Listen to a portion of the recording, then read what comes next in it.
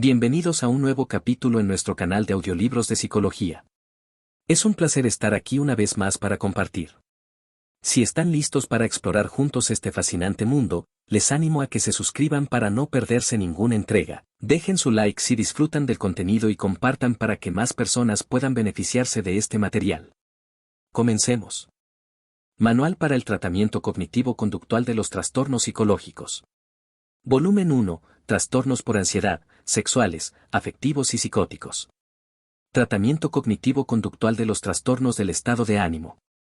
Parte 18. Tratamiento cognitivo-conductual de los trastornos bipolares. ¿Qué es el trastorno bipolar? El trastorno bipolar es un trastorno mental grave, recurrente e incapacitante. Se caracteriza por episodios de depresión y manía durante los cuales ocurren cambios extremos en el estado de ánimo, las cogniciones y las conductas. Según la cuarta edición del Manual Diagnóstico y Estadístico de los Trastornos Mentales, DSM-4, el trastorno bipolar se define como la ocurrencia de al menos un episodio maníaco o mixto. Los individuos que padecen el trastorno bipolar 1 normalmente experimentan también episodios de depresión mayor durante el curso de su trastorno. Aunque este capítulo se centra en la terapia de conducta cognitiva para el tratamiento del trastorno bipolar 1, existen otras variaciones del trastorno bipolar que merece la pena resaltar. Así, podemos señalar especialmente al trastorno bipolar 2, en el que el individuo experimenta episodios recurrentes de depresión mayor y de hipomanía, y el trastorno esquizoafectivo, tipo bipolar, en el que el individuo tiene importantes síntomas psicóticos durante los episodios de depresión o de manía, persistiendo después de que remiten los episodios del estado de ánimo. Un diagnóstico de trastorno bipolar 2 o de trastorno depresivo mayor recurrente puede cambiar a trastorno bipolar y cuando ocurre al menos un episodio maníaco o mixto. El trastorno bipolar afecta, aproximadamente, al 1% de la población adulta de Estados Unidos. Normalmente dura toda la vida una vez que empieza, con recurrencias episódicas que constituyen una amenaza para la vida, los vínculos familiares y la estabilidad económica. Los episodios recurrentes de depresión y de manía son la norma para más del 95% de los pacientes con un trastorno bipolar.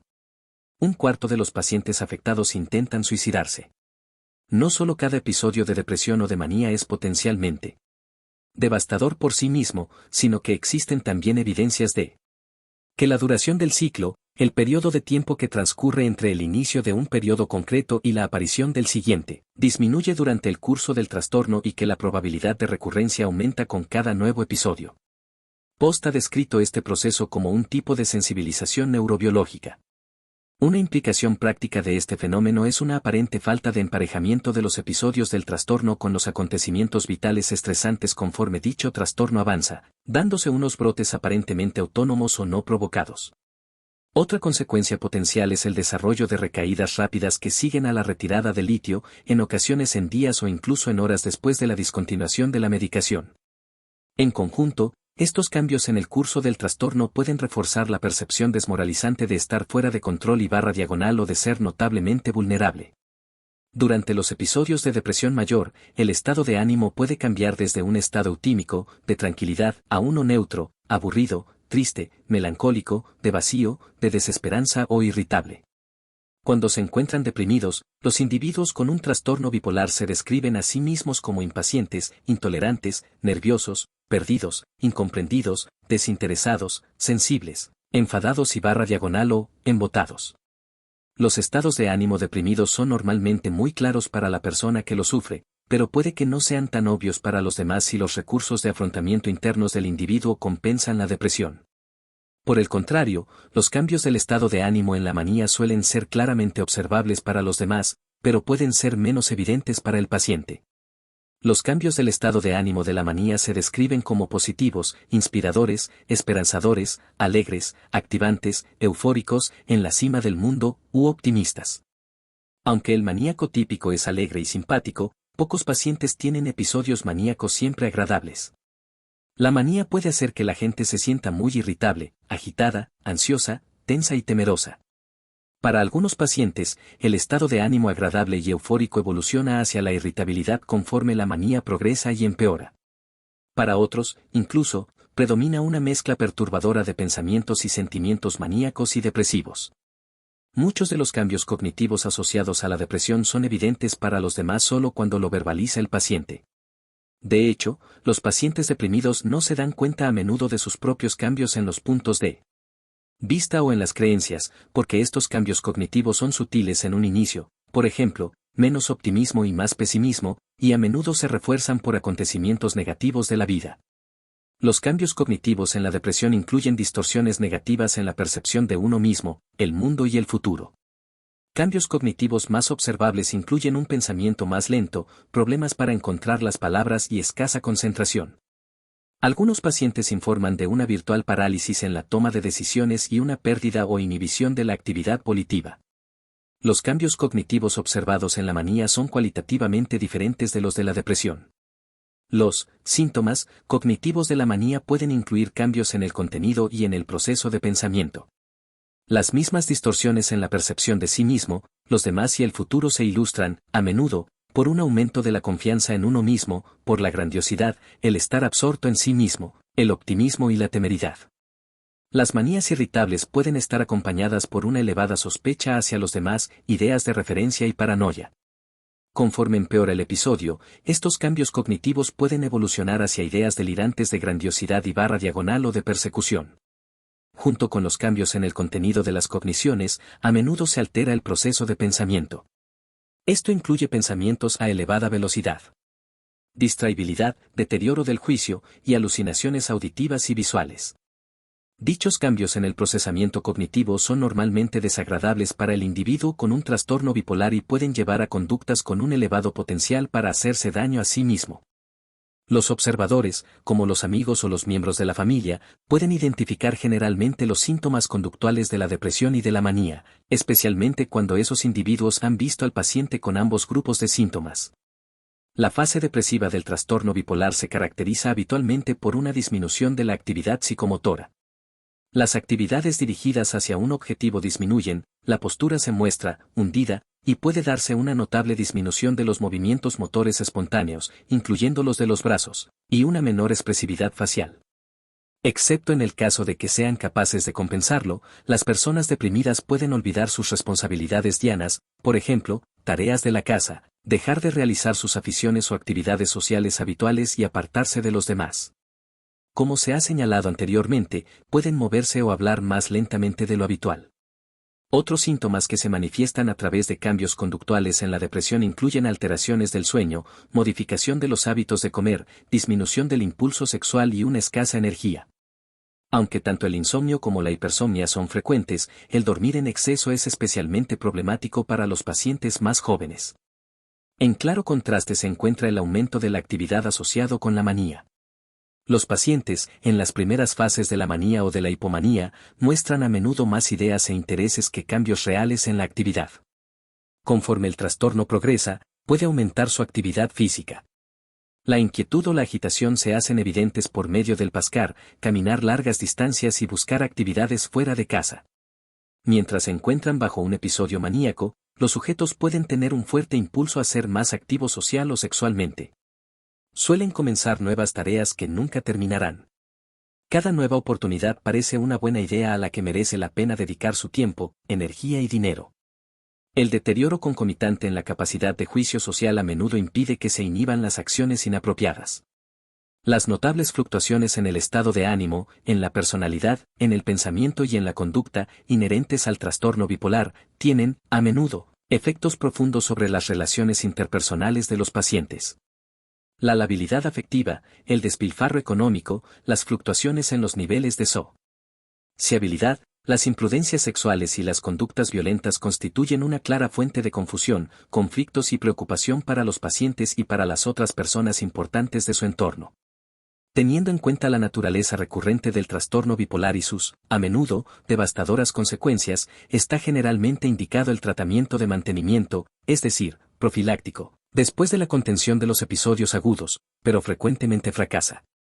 El tratamiento de mantenimiento eficaz puede disminuir el sufrimiento del paciente, su hospitalización y el coste, y mejorar el funcionamiento psicosocial.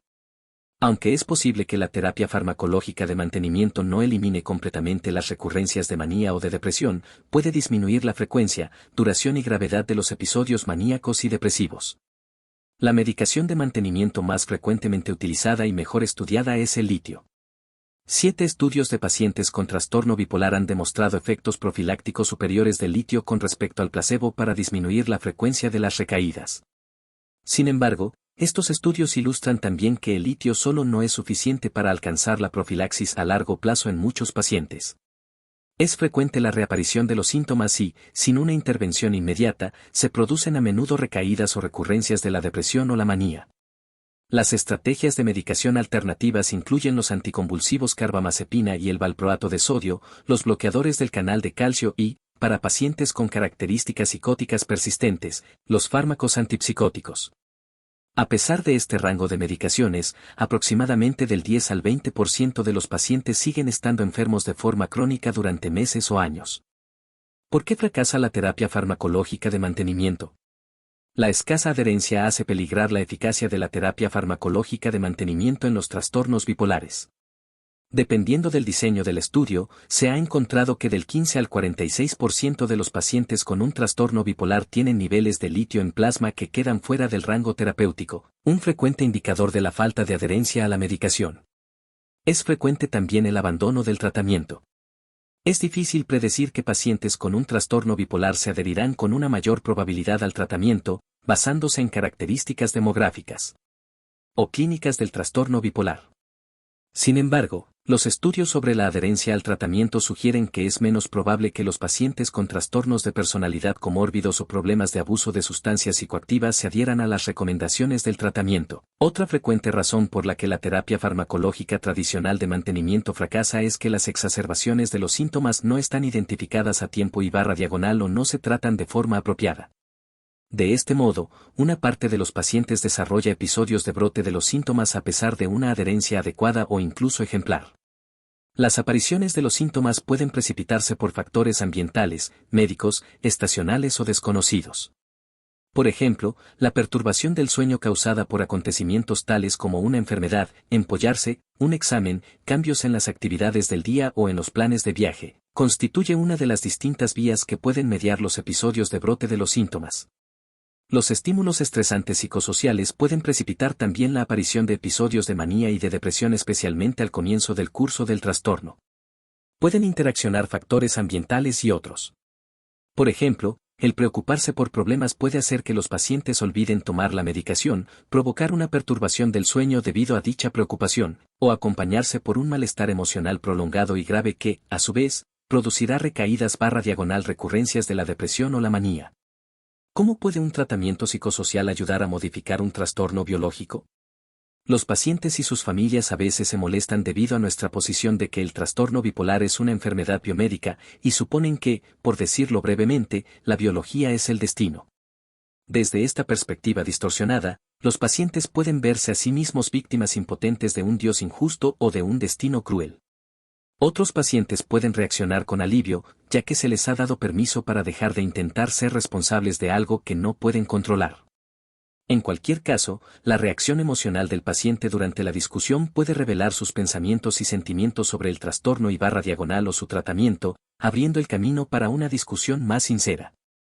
Además, el peso de la responsabilidad puede ahora desplazarse hacia factores más controlables que influyen sobre el resultado, incluyendo la adherencia al tratamiento, el mantenimiento de un estilo de vida sano, el registro de los síntomas y el empleo de medios más activos para afrontar /diagonal o superar los problemas. Una intervención terapéutica, como la terapia de conducta cognitiva, puede aumentar el control médico a través de a. La mejora de la adherencia a la farmacoterapia. B. Ayudar a los pacientes a identificar síntomas subsindrómicos, de modo que una intervención temprana pueda evitar una recurrencia o recaída total o limite quizás la potencia de un nuevo episodio.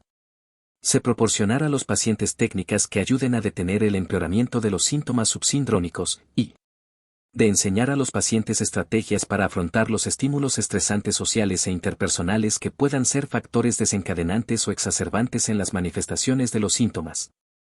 Existe cierta evidencia preliminar de que las intervenciones psicoeducativas y psicoterapéuticas pueden aumentar el efecto profiláctico de la medicación, mejorando la adherencia al tratamiento y el funcionamiento psicosocial. Algunos de estos estudios incluían pacientes con depresión unipolar, pero proporcionan un modelo que puede ser aplicable al trastorno bipolar. Mejoría del funcionamiento psicosocial y prevención de la recurrencia. En un seguimiento de 12 meses de pacientes con un trastorno bipolar que acudieron a tratamiento después de una fase aguda, Davenport et al.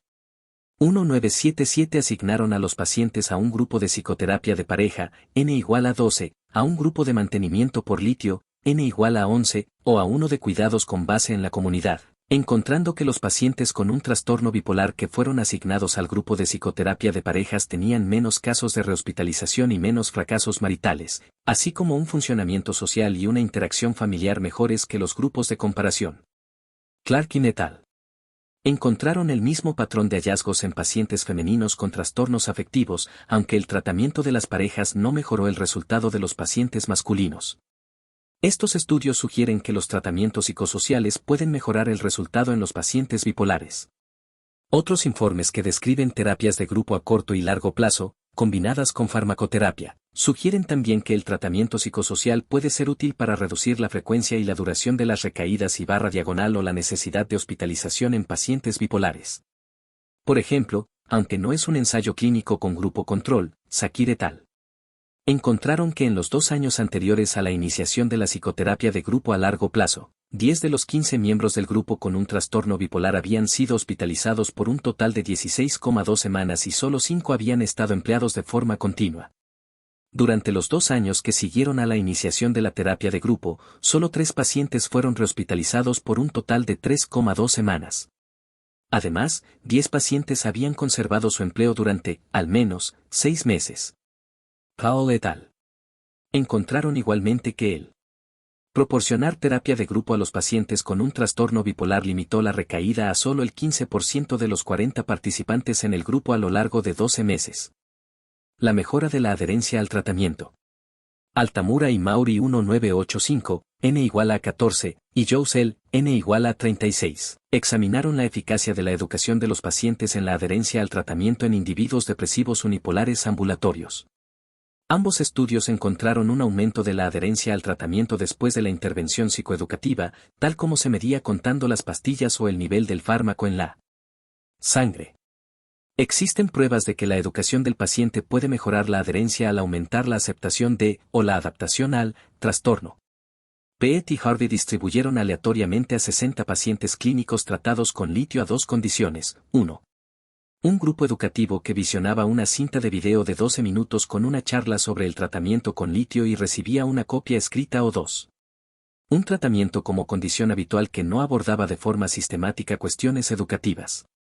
Las evaluaciones de las actitudes de los pacientes acerca del litio y de la comprensión del tratamiento mostraron una mejoría significativa en las actitudes y en el conocimiento de los mismos sobre las enfermedades y su intervención. Van Gent y Sugart proporcionaron sesiones educativas a 14 pacientes con trastorno bipolar y a sus cónyuges. Después de 5 sesiones, las parejas de los pacientes mostraron más comprensión del trastorno, de su tratamiento y de las estrategias sociales para afrontar los síntomas de su cónyuge. Un seguimiento de 6 meses indicó que se mantenían estos cambios beneficiosos. Además, los niveles de litio en suero permanecían estables en los pacientes durante el año siguiente al programa educativo, en comparación con los niveles alcanzados durante el programa. Esto sugiere que el programa educativo puede haber ayudado a prevenir el deterioro de la adherencia con el paso del tiempo, algo que se observa en los pacientes tratados con litio. Se realizó un seguimiento de 5 años del grupo educativo en una muestra más amplia, N igual a 26, con el fin de evaluar las tasas de abandono en la profilaxis del litio y el número de hospitalizaciones psiquiátricas. Utilizando un diseño en el que las comparaciones se hacían con respecto a la propia línea de base de los pacientes, hubo un 50% de mejoría en el número de pacientes que seguían con el litio y un 60% de reducción de las admisiones en el hospital. Seltzer, Roncari y Garfinkel llevaron a cabo un estudio más amplio sobre la educación de los pacientes. Estos se componían de 3 grupos de sujetos: esquizofrénicos, N igual a 44, trastorno bipolar, N igual a 16, y deprimidos unipolares, N igual a 7. Cada grupo recibió 9 charlas sobre el diagnóstico, el curso del tratamiento, la medicación, los efectos secundarios, las recaídas y la importancia del apoyo. En un seguimiento de 5 meses, los pacientes que asistieron a las charlas mostraron una mayor adherencia al tratamiento, 91% comparado con el 32%, y tenían menos miedo a los efectos secundarios y al desarrollo de la dependencia hacia los fármacos que los pacientes que no recibieron la intervención. Mears y Calvert distribuyeron al azar a pacientes externos deprimidos en 3 grupos, n igual a 120. Un grupo recibió información escrita y verbal sobre los efectos secundarios de la medicación. El segundo recibió información escrita y verbal sobre los efectos beneficiosos del tratamiento. El tercer grupo no recibió una educación sistemática. La comparación de los 3 grupos a las 3 semanas de seguimiento mostró que no había diferencias significativas entre ellos en el nivel de adherencia o en los efectos secundarios. Sin embargo, en un seguimiento de 6 semanas, los 2 grupos que recibieron educación informaron de menos efectos secundarios y tenían una mejor adherencia al tratamiento, de forma significativa, que el grupo control que no había recibido dicha educación. Con el fin de evaluar la utilidad de la terapia cognitiva para mejorar la adherencia y los resultados del tratamiento, Cochrane asignó aleatoriamente a pacientes con un trastorno bipolar bon mantenimiento por litio al cuidado clínico estándar o a una intervención cognitiva individual breve, 6 semanas. Era menos probable que los pacientes a los que se les había asignado la intervención cognitiva de 6 semanas tuvieran problemas de adherencia al tratamiento comparados con el grupo de cuidado estándar, incluyendo una menor probabilidad de abandonar el litio en contra de la recomendación médica. A lo largo de un periodo de 3 a 6 meses de seguimiento, el grupo de terapia cognitiva tuvo menos episodios provocados por la falta de adherencia al tratamiento y menos hospitalizaciones. Aunque esta fue una intervención breve con un periodo de seguimiento a corto plazo, los hallazgos de Cochrane proporcionan cierta evidencia de la utilidad de la terapia de la conducta cognitiva como una ayuda para la terapia farmacológica en el tratamiento de la depresión bipolar. Por lo tanto, parece quedar claro que las intervenciones psicoeducativas tienen un valor tangible en el control a largo plazo de los trastornos del estado de ánimo recurrentes. Ya que la terapia de conducta cognitiva es, entre otras cosas, inherentemente educativa, puede que sea especialmente apropiada para este propósito. Control del rebrote de los síntomas. La ocurrencia de síntomas subsindrómicos relativos al estado de ánimo en un grupo de pacientes con un trastorno bipolar aumenta por 4 el riesgo de episodios recurrentes del estado de ánimo. A la hipomanía le seguía con más frecuencia una recurrencia afectiva mayor, principalmente manía, que a la depresión menor. El 75% de los pacientes que desarrollaron hipomanía sufrió un episodio recurrente. Estos hechos sugieren que la identificación temprana de incursiones del estado de ánimo subsindrómicas podría facilitar intervenciones preventivas que disminuyeran el riesgo de desarrollar un episodio completo o que permitieran una contención más rápida de los síntomas. Los pacientes que reciben terapia de conducta cognitiva aprenden a observar sus síntomas más de cerca, de modo que pueda detectarse el resurgimiento de estos en los primeros momentos de su desarrollo, permitiendo así la intervención temprana y la evitación de una recurrencia del trastorno. Terapia cognitiva para los trastornos bipolares. La terapia de conducta cognitiva, TCC, se muestra eficaz en el tratamiento agudo y en la posible continuación del mismo en la depresión mayor. En la depresión grave, el empezar con terapia de conducta cognitiva en combinación con la terapia farmacológica, mientras los pacientes se encuentran todavía hospitalizados y continuar el tratamiento durante 5 meses después de darles el alta, puede mejorar los resultados. La ventaja del tratamiento combinado de la TCC con la terapia farmacológica era más evidente en los pacientes con puntuaciones elevadas en la escala de actitudes disfuncionales y en las medidas de desesperanza y de distorsiones cognitivas. El tratamiento de la depresión unipolar con TCC parece transmitir cierto beneficio profiláctico duradero. Las recaídas que se producen después de seguir una intervención con TCC se han asociado con el nivel de síntomas residuales. Jarrett et al. Encontraron que el periodo de tiempo sin trastorno es significativamente más largo para los que responden a la TCC cuando la terapia aguda se complementa con un amplio curso de terapia de continuación. Aunque nunca se ha comprobado con los síntomas prodrómicos de la manía, la TCC ha demostrado tener éxito en el tratamiento de los síntomas residuales físicos, cognitivos y conductuales asociados con la depresión. Las técnicas de la TCC se han estandarizado para la depresión en lugares de consulta ambulatoria y de internamiento. Los procedimientos se han definido objetivamente con detalle suficiente para que los sigan los terapeutas, permitiendo así tratamientos estandarizados por medio de distintos terapeutas. Esto aumenta la viabilidad de llevar a cabo y comprobar la eficacia de la ampliación de la TCC como parte del tratamiento estándar, en el caso de que aquella se encontrara eficaz. Esos avances en la cuantificación de la calidad del tratamiento experimental se extenderá, por supuesto, a los estudios del trastorno bipolar. La terapia cognitivo-conductual, TCC, para el tratamiento de la fase de mantenimiento en el trastorno bipolar amplifica, no reemplaza, el control farmacológico de este trastorno. Los principales objetivos de la TCC para el trastorno bipolar son: 1. Educar a los pacientes y a las personas importantes de su entorno sobre el trastorno, su tratamiento y las frecuentes dificultades asociadas con el mismo.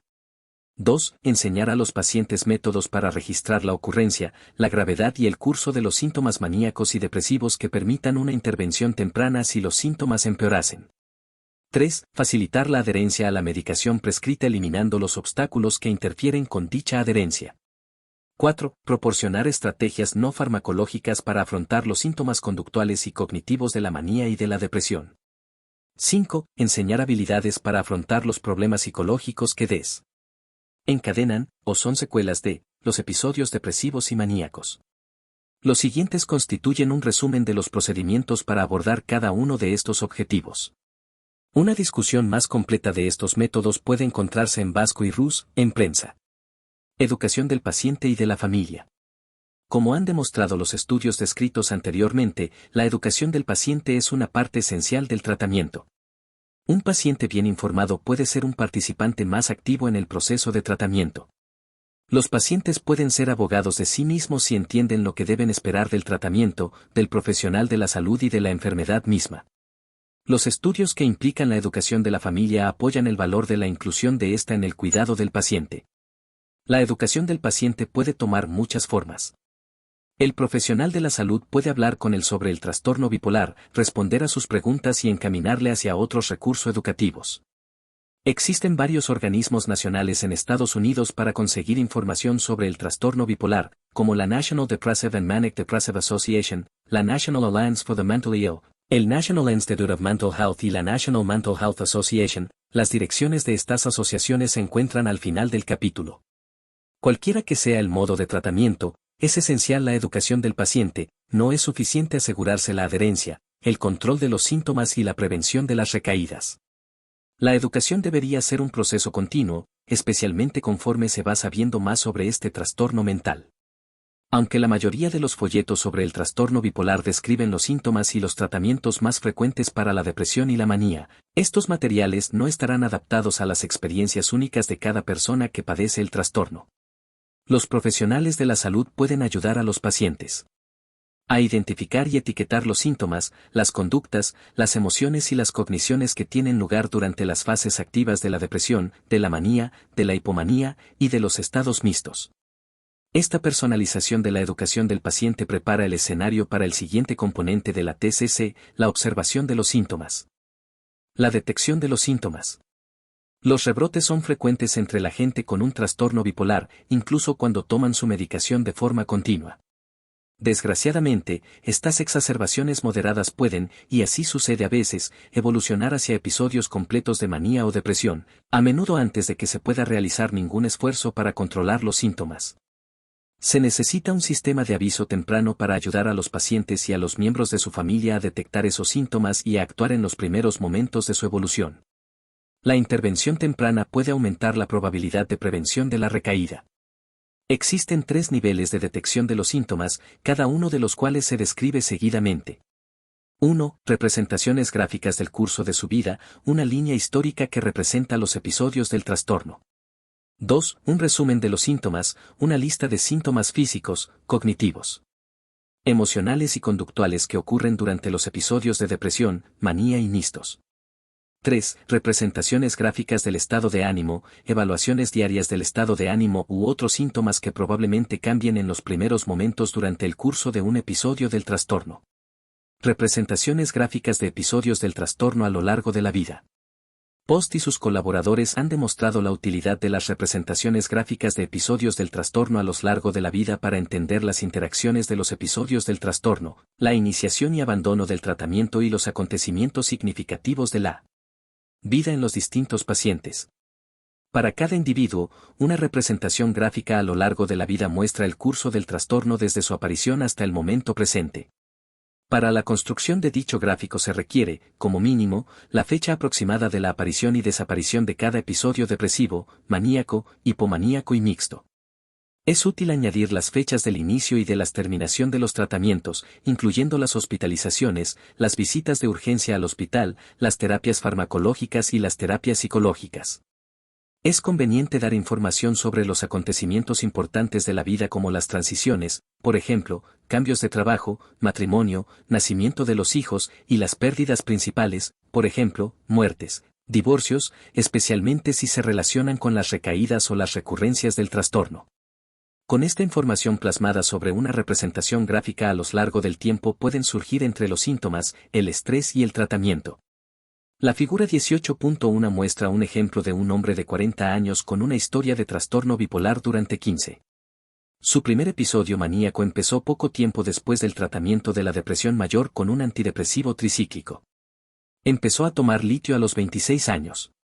Dejó de tomar la medicación 2 veces, a los 27 y a los 30 cuando creía que ya había desaparecido el trastorno. Sufrió un episodio grave de depresión mayor a los 35 años, cuando murió su madre. Aunque ha continuado teniendo brotes de síntomas leves cuando se ha encontrado bajo estrés considerable, no había tenido una recurrencia de la depresión o la manía desde los 36 años, cuando empezó a tomar valproato de sodio. La gente con un trastorno bipolar puede empezar a vivir la vida como una lucha diaria para contener los síntomas, esperando cada día el próximo hundimiento en la depresión o el giro hacia la manía. Es posible que comiencen a sentirse indefensos, sin control, y teman las cosas que han de venir. Algunos dejan de planificar el futuro. El pasado se difumina, puesto que el recuerdo de cada episodio del trastorno se mezcla con el siguiente. La construcción de un gráfico ayuda a los pacientes a tener una perspectiva más clara de sus experiencias con el trastorno. Conforme trabajan con el terapeuta para construir dicha representación gráfica, empiezan a ver patrones, épocas de eutimia, respuestas al tratamiento y ocasiones de vulnerabilidad. Los pacientes informan que este proceso es terapéutico. Les ayuda a dar significado a lo que sienten como una vida de continua enfermedad. La representación gráfica se realiza sobre un eje horizontal que representa el tiempo. Esta línea puede representar la normalidad del estado de ánimo o eutimia. Las elevaciones por encima de la línea representan aumentos del estado de ánimo hacia la euforia o la manía. Por debajo de la línea se encuentran las disminuciones del estado de ánimo, representando los puntos más bajos la depresión grave. De este modo, en el caso representado en la figura 18.1, el primer episodio del trastorno fue una depresión mayor. Se fue haciendo más grave con el tiempo y luego remitió con el tratamiento, volviendo el estado de ánimo a un nivel más eutímico. Se pueden añadir a la línea que representa el paso del tiempo periodos de abuso de sustancias psicoactivas, de ansiedad o enfermedades físicas. Algunos pacientes prefieren omitir la representación gráfica de los episodios, incluyendo solo una lista de acontecimientos en un orden cronológico sobre la línea del tiempo. En la figura 18.1, una vez que se ha terminado el gráfico, el paciente podía ver cómo el abandono de la medicación condujo a la inmediata aparición de otro episodio. Fue capaz también de hacer una asociación entre las épocas de un aumento del estrés y una desestabilización de su estado de ánimo y de sus síntomas. Conforme van surgiendo nuevos episodios del trastorno, cambia el tratamiento o tienen lugar otros acontecimientos importantes de la vida, pueden añadirse a la representación gráfica. Los clínicos y los pacientes pueden utilizar el gráfico para observar cambios más globales en el curso del trastorno que ocurran con la edad, con las modificaciones del tratamiento o para una vigilancia más constante de los síntomas. La hoja resumen de los síntomas. El segundo paso en la detección de los síntomas consiste en sensibilizar a los individuos con un trastorno bipolar a los cambios que normalmente experimentan durante los episodios de depresión, de manía, de hipomanía y mistos. Una hoja resumen de los síntomas, tal como se muestra en el cuadro 18.5, puede facilitar este proceso. Los pacientes listan los síntomas físicos, emocionales, cognitivos y conductuales que ocurren durante los episodios maníacos y depresivos. Se incluye una tercera columna para indicar lo que el individuo experimenta cuando no tiene síntomas. Por ejemplo, en la columna de depresión el paciente indica que duerme 10 horas o más con siestas ocasionales por la tarde.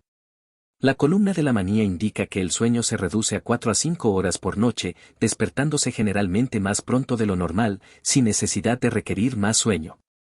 En la columna del estado normal, el paciente indica el patrón de sueño habitual cuando no tiene síntomas. En el cuadro 18.5, este paciente indicó que normalmente no dormía más de 8 horas cada noche y que no se echaba siestas durante el día. Para cada síntoma que incluye en la lista, lo compara y contrasta con los otros estados de ánimo y con los periodos de eutimia. Los miembros de la familia y los amigos contribuyen a la lista añadiendo sus observaciones sobre el paciente durante los periodos con síntomas. La representación gráfica del estado de ánimo. Los gráficos del estado de ánimo pueden utilizarse para observar los cambios diarios en el estado de ánimo, en las cogniciones y en la conducta que podrían indicar la aparición de un nuevo episodio de manía y depresión. El gráfico puede emplearse para evaluar el estado de ánimo u otros síntomas de los que se da cuenta el paciente y que suelen aparecer al principio del episodio. Algunas personas son más sensibles a los cambios en las actitudes, más optimistas o más pesimistas. Otras se dan cuenta de los cambios en los patrones de sueño, aumentados o interrumpidos, o en la actividad, más activos o más apartados socialmente. La hoja resumen de los síntomas puede ayudar al clínico y al paciente a decidir qué síntomas serán más útiles registrar.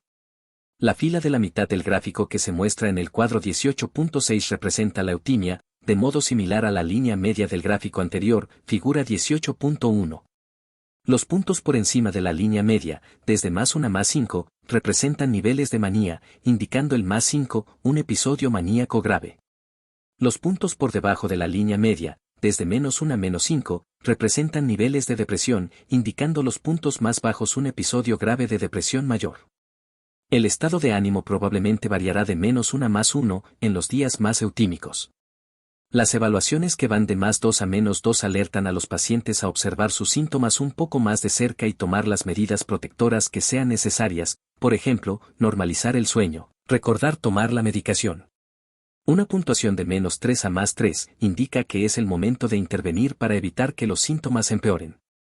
Esto puede requerir llamar al médico y utilizar las técnicas de TCC descritas más adelante. Es mejor adaptar el gráfico del estado de ánimo a las necesidades especiales de cada paciente. Por ejemplo, para aquellos sujetos que padecen cambios del estado de ánimo en la mitad del día, por ejemplo, cuando los niños regresan a casa del colegio, se puede diseñar un gráfico con las evaluaciones de la mañana y de la tarde. El paciente puede incluir anotaciones en el gráfico sobre cualquier circunstancia relacionada con el cambio en el estado de ánimo. Esta información puede ayudar a los clínicos a desarrollar intervenciones que eviten el empeoramiento de dicho estado. Por ejemplo, los pacientes pueden observar que su estado de ánimo cambia cuando llegan al trabajo, cuando conducen con mucho tráfico, cuando ven a sus cónyuges o cuando tienen hambre. Estos cambios de humor no requieren una intervención farmacológica, sino que pueden abordarse con técnicas de TCC. Procedimientos para mejorar la adherencia al tratamiento.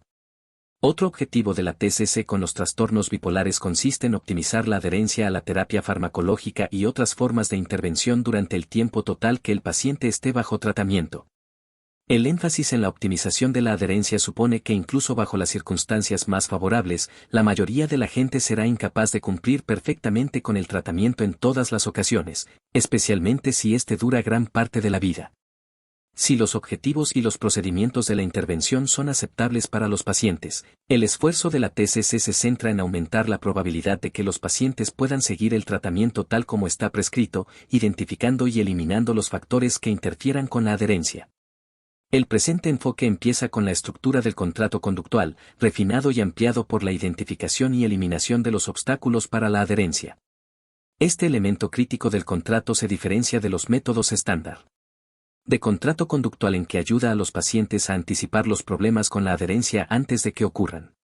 Este proceso de eliminación de problemas permite que los pacientes y los clínicos discutan abiertamente la adherencia al tratamiento como un objetivo, en vez de como una orden o una conducta inapropiada, tal como se hace habitualmente. Los clínicos introducen la idea de que la adherencia total al tratamiento es un objetivo, proporcionando una explicación razonada sobre la necesidad de un empleo consistente de la medicación para optimizar su eficacia.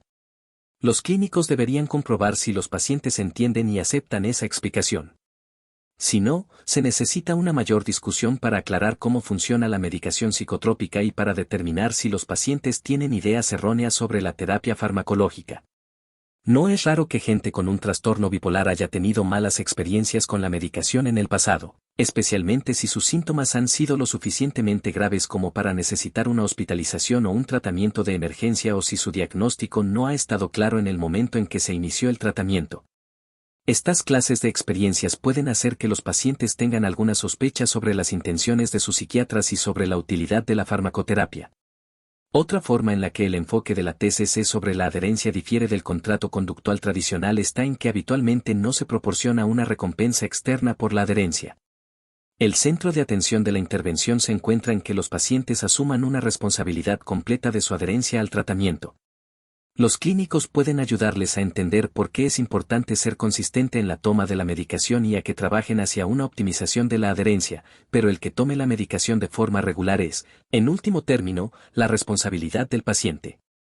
Las consecuencias de la falta de adherencia son internas, personales. Las recompensas por la adherencia también lo deben ser. El metamensaje de esta intervención es que debería haber una atribución interna en cuanto al grado en que la gente se adhiere al tratamiento y a los resultados de su adherencia. Por ejemplo, sigo este tratamiento correctamente porque pienso que me es útil y redunda en mi propio interés. Las recompensas externas, que pueden ser convenientes en las intervenciones breves, como la pérdida de peso, no crearían ni mantendrían los cambios conductuales necesarios en el tratamiento profiláctico, prolongado, del trastorno bipolar. Lo mismo que sucede con otras intervenciones de contrato conductual para mejorar la adherencia, la TCC empieza con una clara definición de los objetivos del tratamiento. Estos objetivos se plasman de forma tan específica como son los programas de las dosis, por ejemplo, tomar 300 mgr de litio por la mañana, a mediodía y a la hora de acostarse, las planificaciones de las citas, por ejemplo, acudir a la cita con el médico el próximo lunes, asistir a las reuniones de Alcohólicos Anónimos 3 veces durante la próxima semana y /diagonal o las tareas para casa, por ejemplo, leer el folleto sobre el trastorno bipolar. Para tener éxito, el paciente y el profesional de la salud tienen que entender y estar de acuerdo sobre los objetivos del tratamiento. Una vez que se han definido dichos objetivos, debe aportarse información sobre los mismos de tal manera que proporcione un documento escrito al paciente y al clínico. La segunda parte del contrato conductual consiste en identificar los factores que podrían interferir con el tratamiento. Esto incluiría aspectos internos del individuo, por ejemplo, estado de ánimo, temores sobre la medicación, olvido, e influencias externas, por ejemplo, miembros de la familia que desaconsejan el uso de medicamentos, consejos médicos que no concuerdan. El contrato conductual incluye, en una segunda sección, una lista de factores que el paciente ha identificado como elementos que interfieren potencialmente con la adherencia al tratamiento. El clínico ayuda al paciente a anticipar problemas con respecto a cada uno de los objetivos de la intervención, por ejemplo, ¿qué podría suceder para que no tomaras la medicación? ¿Qué podría suceder para que no lo hicieras hasta tu próxima cita con el médico? Algunos pacientes que desean complacer a sus médicos dirán que nada evitará que tomen la medicación. Aunque este entusiasmo es normalmente verdadero, el profesional de la salud no debería omitir la discusión de los obstáculos que, aunque no planificados, podrían surgir. En estos casos, puede ser útil revisar las experiencias pasadas en las que los pacientes han tenido problemas para continuar con el tratamiento tal como se había prescrito. Por ejemplo, ¿ha habido ocasiones en el pasado en las que fue difícil tomar siempre la medicación que se te prescribió o en las que cambiaste la forma de tomar la medicación? ¿Qué sucedió cuando añadiste fármacos por ti mismo para ayudar a controlar los síntomas? La última sección del contrato de adherencia consiste en planes para evitar o superar los obstáculos descritos en la sección anterior. Para cada obstáculo, el paciente y el profesional de la salud elaboran un plan que reduzca la probabilidad de que ocurra el problema o que afronte el obstáculo cuando surja. Los pacientes probablemente posean estrategias que hayan intentado en el pasado con distintos grados de éxito. El plan para superar cada obstáculo a la adherencia se escribe en la tercera parte del contrato de adherencia. El contrato lo puede desarrollar cualquiera de los profesionales de la salud que trabaja con el paciente y que está al tanto del plan de tratamiento con la medicación. Llevará aproximadamente unos 45 minutos desarrollar el contrato por primera vez. Este se revisa en cada visita posterior, con el fin de modificar los objetivos de la intervención si es necesario, evaluar cualquier problema con la adherencia y modificar el plan para abordar los obstáculos al tratamiento en caso de necesidad. A veces, los pacientes se encontrarán más a gusto admitiendo falta de adherencia al tratamiento con otros clínicos que no sean sus médicos. Desean causar una buena impresión o temen las consecuencias de decepcionar a sus médicos. /a enfermero /a, /a asistente social o un terapeuta pueden revisar el contrato durante sus encuentros regulares con los pacientes. El psiquiatra puede revisar el contrato de manera más breve, modificando el plan cuando sea necesario. El control de los síntomas cognitivos subsindrómicos.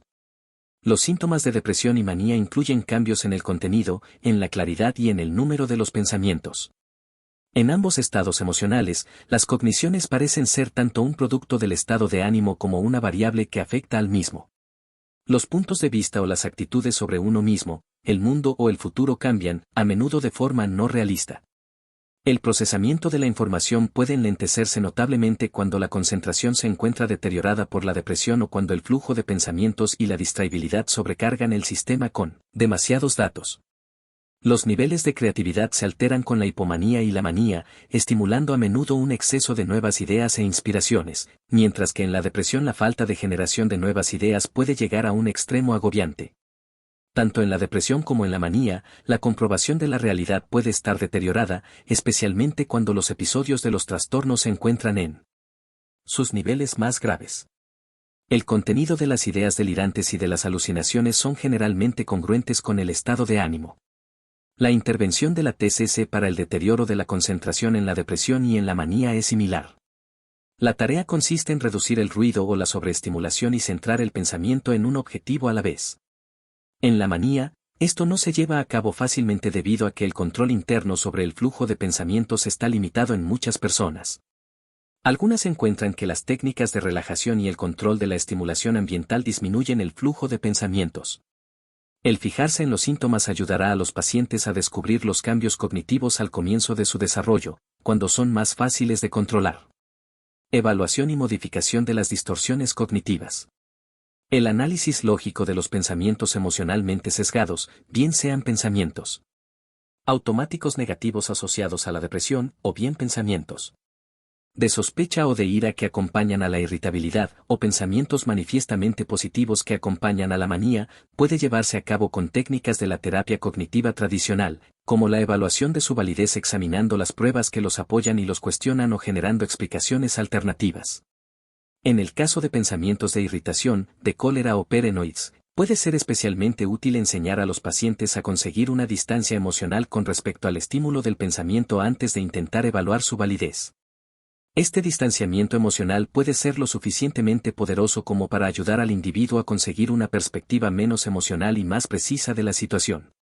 Con respecto a los pensamientos sesgados positivamente, habitualmente no será el paciente sino las personas de su entorno quienes se quejarán del pensamiento demasiado optimista y poco realista.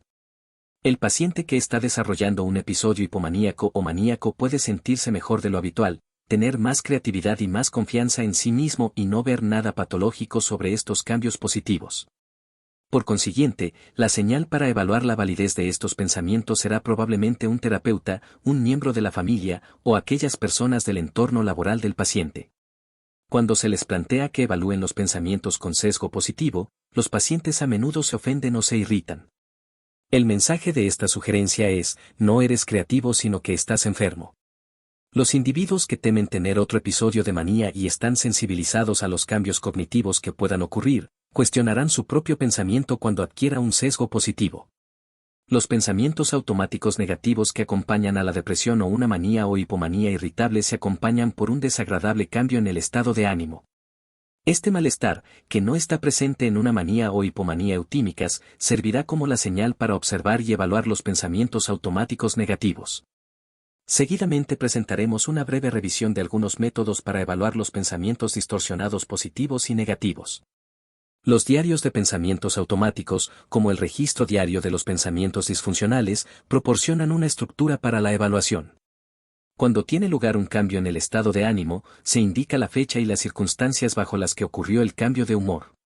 El estímulo puede ser un acontecimiento del entorno de la persona o algo interno, como el recuerdo de un suceso pasado. Se necesitará cierta práctica para ser capaz de identificar el estímulo específico de un cambio del estado de ánimo. Debido a que los episodios del trastorno bipolar son desencadenados a menudo biológicamente, puede que no haya estímulos identificables para un cambio en el estado de ánimo. Luego, el paciente describe los tipos de emociones que está experimentando, por ejemplo, tristeza, ira, ansiedad. Si se encuentran presentes simultáneamente varias emociones, por ejemplo, tristeza mezclada con ansiedad, describe cada una de ellas. Emplea una escala de 0 a 100 para evaluar la intensidad aproximada de estas emociones cuando se experimentaron inicialmente, es decir, en el momento de producirse el acontecimiento. En esta escala, El 0 es la ausencia de emoción y el 100 es la mayor intensidad de la emoción que se haya experimentado alguna vez. Reevaluar la intensidad de estas mismas emociones cuando se experimentan en el momento en que se intenta el ejercicio del análisis lógico. La razón para realizar estas dos evaluaciones se encuentra en que normalmente hay un cambio en la intensidad de la emoción desde el momento del cambio de humor inicial al momento en que se empieza el ejercicio. Puede producirse un aumento en la intensidad de la emoción causado por un conjunto de problemas, por ejemplo, los estímulos estresantes se vuelven más complicados o difíciles, o por el darle vueltas al acontecimiento estimular. De igual manera, puede darse una disminución en la intensidad con el paso del tiempo y la distancia emocional con respecto al estímulo o pensando en el problema e intentando una solución. Los cambios en la dirección de la intensidad emocional y sus causas ayudarán a los terapeutas a entender mejor cómo afrontarán los pacientes internamente los cambios emocionales. Se hace que el paciente escriba los pensamientos que estaban asociados a cada emoción descrita. Utilizando la misma escala de 0 a 100, se evalúa la intensidad con la que, según se piensa, se daba el pensamiento automático en el momento de ocurrencia del acontecimiento. En este caso, el 0 significa una ausencia total de creencia en la idea y 100 significa una certeza absoluta. Se hace que el paciente reevalúe la intensidad con la que creía se daba el pensamiento automático en el momento en que se inicia el ejercicio del análisis lógico.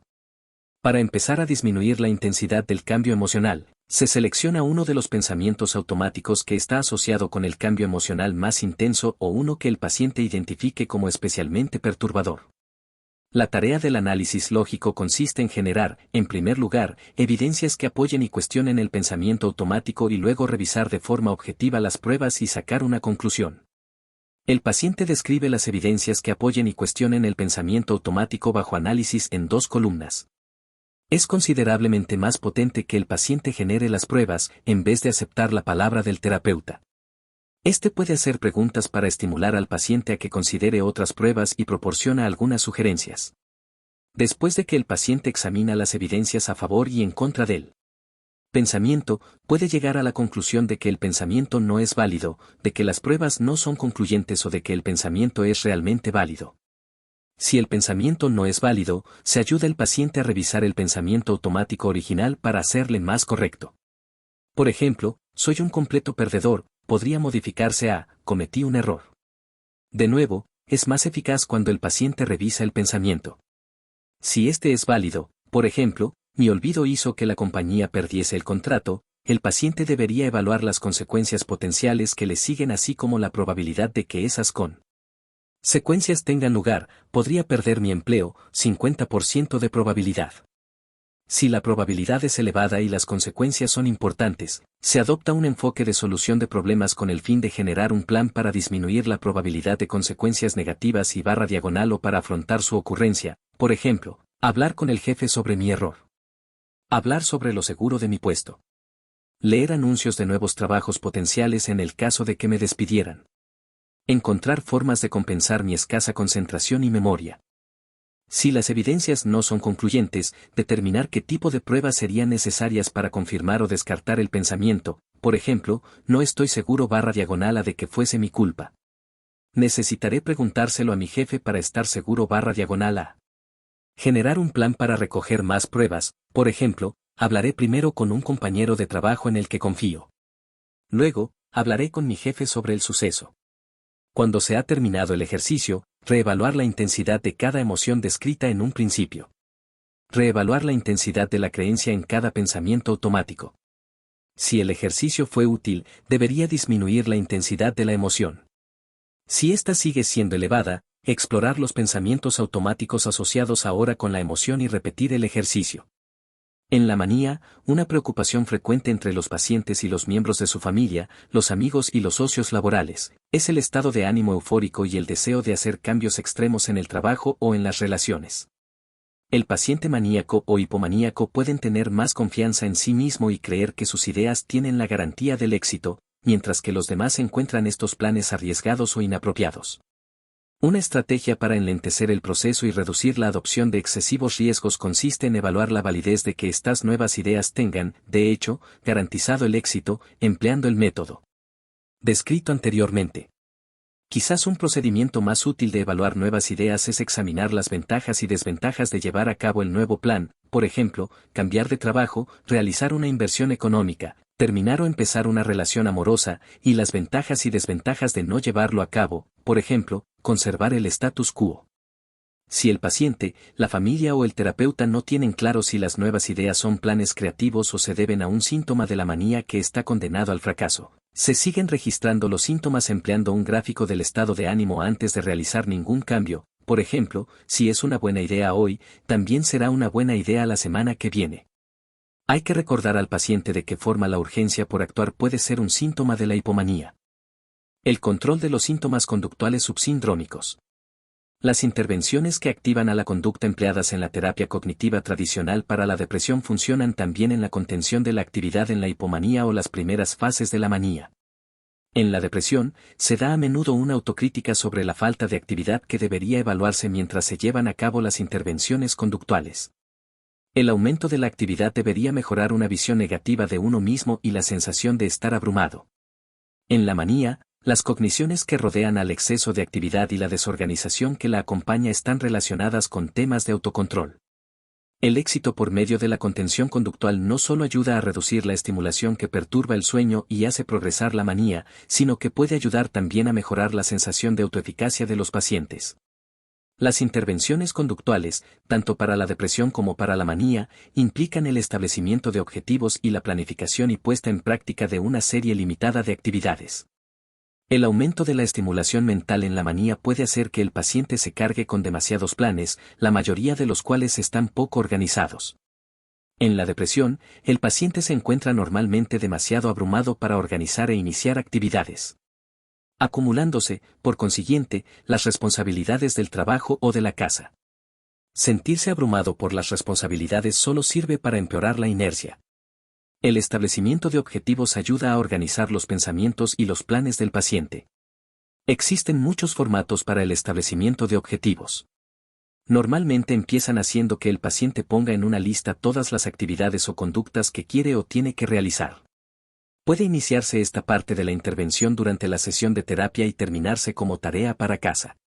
Tanto el paciente maníaco como el deprimido crearán listas con más actividades de las que pueden llevar a cabo de forma inmediata.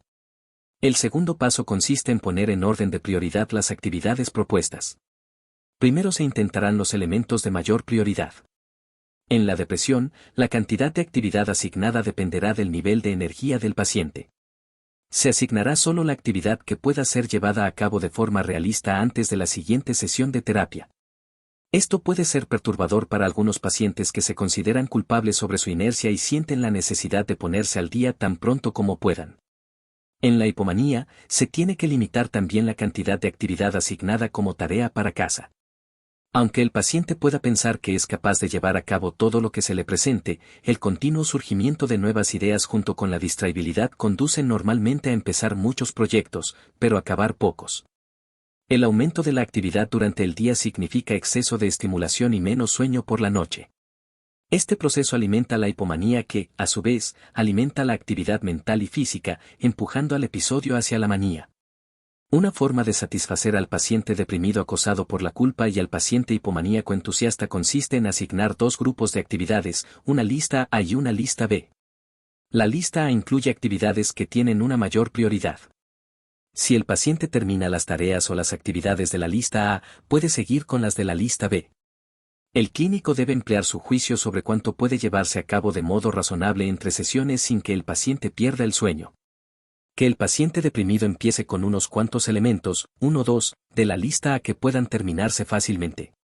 En el caso de la persona que se encuentra en un estado hipomaníaco, la idea es proporcionar la actividad suficiente de modo que sea satisfactoria y concentre la energía extra, pero evitar la sobreestimulación o el quemarse las pestañas.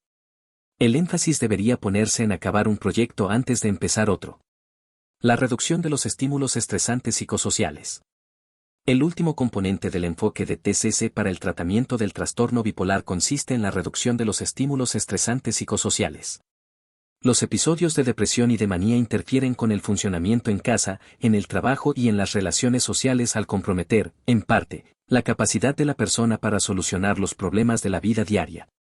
Síntomas tales como la inactividad, la irritabilidad, la adopción de riesgos o la impulsividad agravan el estrés del paciente y el de los miembros de su familia. La emocionalidad del sujeto y las reacciones de los demás perturban las relaciones. Antes de que los miembros de la familia o los amigos reconozcan las conductas del individuo como síntomas de una enfermedad, es más probable que tomen los comentarios del paciente de forma superficial. Esto servirá para cultivar resentimientos, que no desaparecen cuando el episodio de depresión o de manía del sujeto termina.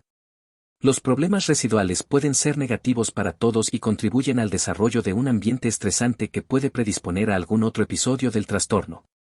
La terapia, por consiguiente, tiene que trabajar para solucionar estímulos estresantes psicosociales que ya existen, enseñar habilidades para afrontar los nuevos problemas conforme se van presentando y proporcionar a los pacientes retroalimentación correctora sobre sus habilidades de comunicación interpersonal, de modo que puedan mantener relaciones saludables. La solución de problemas psicosociales para algunos pacientes, la intervención en la crisis puede ser la razón por la que se acudió a terapia. Por consiguiente, se les plantea a los terapeutas abordar los problemas presentes mientras intentan enseñar las habilidades del TCC que se han descrito anteriormente. Es fácil distraerse por temas que se piensa están presionando al individuo y a su familia. Si el número de sesiones se limita por cuestiones económicas, puede que no haya tiempo suficiente para un entrenamiento en habilidades completo. Sin embargo, conforme el terapeuta ayuda al sujeto a solucionar las crisis, puede enseñar habilidades de solución de problemas. Esto permite que el paciente tenga una estructura para abordar futuros problemas cuando el terapeuta no puede estar presente. La identificación y definición del problema es el primer paso para su solución, pero puede estar distorsionado o desdibujado por el estado de ánimo del paciente. Se le debería estimular a este a ser específico sobre la conducta, la situación, el momento y / o las circunstancias que son problemáticos. Si hay más de un participante en la terapia, puede ser necesaria cierta discusión hasta que haya un acuerdo sobre el planteamiento del problema. Por ejemplo, las facturas vencen mañana y no tenemos dinero suficiente para pagarlas todas. El segundo paso del proceso consiste en generar soluciones potenciales al problema. Es más útil empezar por listar todas las posibles soluciones sin evaluar su calidad o viabilidad. Después de revisar cada una de ellas y eliminar las soluciones menos deseables o razonables, pueden ordenarse las soluciones restantes en función de su probabilidad de éxito. Si una solución no se presenta como la más adecuada, se evalúan las restantes soluciones en función de sus ventajas y desventajas. Se ha de especificar cómo, cuándo y por quién se llevará a cabo la solución y se asigna esto como tarea para casa. Se evalúan los resultados y, si no son completamente satisfactorios, se revisa el plan existente para abordar mejor el problema. La comunicación interpersonal.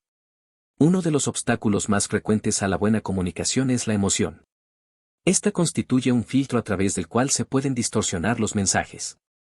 El trastorno bipolar está caracterizado por cambios emocionales extremos que se acompañan por cambios en la visión de uno mismo y de los demás.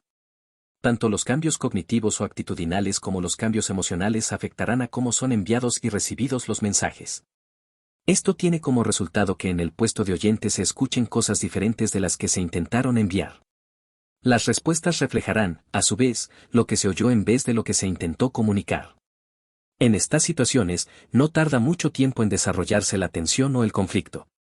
El objetivo de la terapia consiste en reducir los filtros que distorsionan la comunicación, de modo que el paciente pueda enviar mensajes a los demás de manera eficaz y recibirlos sin malinterpretarlos. Las siguientes constituyen un resumen de las reglas de comunicación que ayudarán al proceso. Permanece tranquilo /A. La ira dictará la elección de las palabras y de las soluciones que se ofrecen. Es mejor esperar hasta que se calme la emoción que arriesgarse a tomar decisiones erróneas en el calor de la ira. Organízate. Tómate el tiempo necesario para pensar sobre un problema y su posible solución antes de discutirlo con los demás. Sé específico.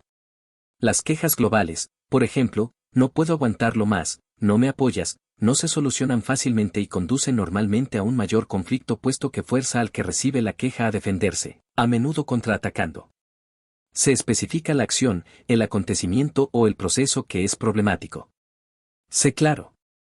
El intentar ser amable por medio de expresiones vagas deja mucho espacio para la interpretación errónea. Sé un buen oyente. La escucha activa sin interrupción significa intentar comprender la perspectiva del que habla en vez de utilizar el tiempo de habla de la otra persona como una oportunidad para preparar una respuesta o defenderse. Sé flexible. Considera las ideas de los demás antes de seleccionar una solución. Sé creativo /A. Al generar una solución a un problema específico es útil ir más allá de las estrategias empleadas en el pasado. Sé imaginativo. Intenta nuevos planes. Si no funcionan, se puede utilizar otro método. Hazlo sencillo. Resiste el impulso de sacar a discusión otros problemas o temas que te vengan a la cabeza. Vigila la conversación para no apartarte del punto principal. Soluciona un problema cada vez.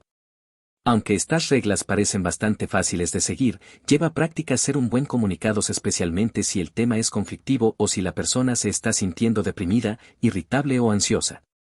La clave para el entrenamiento en comunicación con éxito yace en enlentecer el proceso, de modo que se le puedan señalar al sujeto las virtudes y los defectos de sus habilidades de comunicación. El paciente, y a veces los miembros de su familia, necesitan una evaluación objetiva de sus conductas de comunicación.